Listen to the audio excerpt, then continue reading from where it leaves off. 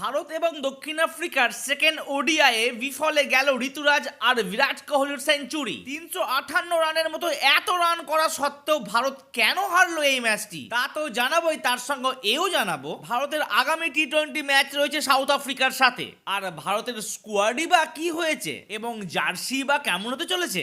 নমস্কার, আমি প্রীতিশ, আপনাদের স্বাগত জানাই ক্রিকেট স্ট্র্যাটেজিতে। ব্যাক টু ব্যাক সেঞ্চুরি, সেঞ্চুরির পর সেঞ্চুরি, কিতনা সেঞ্চুরি মারেগা মেরা কিং কোহলি।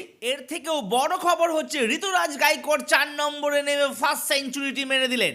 এই ম্যাচটিতে রোকো থেকে হয়ে গেল রুকো জুটি। ভারতের টি-20 স্কোয়াডে নিযুক্ত হলো হার্দিক পান্ডিয়া। থ্যাঙ্কস গড শুভমান গিল সুস্থ। প্রথম ম্যাচটিতে যদি উনি আনঅ্যাভেলেবল থাকে তাহলে হয়তো আমরা অভিষেক শর্মার সাথে সঞ্জু স্যামসনকে ওপেন করতে দেখব। অ্যাপেলো টায়ার্সের সাথে অ্যাডিডাস জার্সির স্পন্সরশিপ হিসেবে নিযুক্ত হলো। চলুন দ্বিতীয় ওডিআই ম্যাচটিতে কি কি ঘটলো তা একবার দেখে নি। তার আগে ঝটপট আমার এই ভিডিও থেকে করে দিন লাইক আর চ্যানেলটিকে করে দিন সাবস্ক্রাইব। রাঁচিতে 349 রান করার পর কোনো রকমে শেষ ওভারে জয় এসেছিল, কিন্তু রায়পুরে 358 রান করেও জয় পেল না ভারতীয় দল। 4 উইকেটে দ্বিতীয় ওডিআই ম্যাচ জিতে সিরিজে সমতা ফেরালো দক্ষিণ আফ্রিকা। অতীব জঘন্য ফিল্ডিং আর বোলারদের ব্যর্থতার জন্য এই ম্যাচ হেরে গেল ভারত। প্রসিদ্ধ কৃষ্ণা, কুলদীপ যাদব, হর্ষিত রানা প্রচুর রান দিল তারা। দক্ষিণ আফ্রিকার হয়ে 7 রান করলেন এডেন মার্করাম এবং অর্ধশত রান করলেন ব্রিজিক আর ব্রেভিস। ফলে বিরাট কোহলি এবং ঋতুরাজ গায়কোয়াড়ের 7 রান এবং কেএল রাহুলের অর্ধশত রান কোনো কাজেই লাগলো না ভারতের।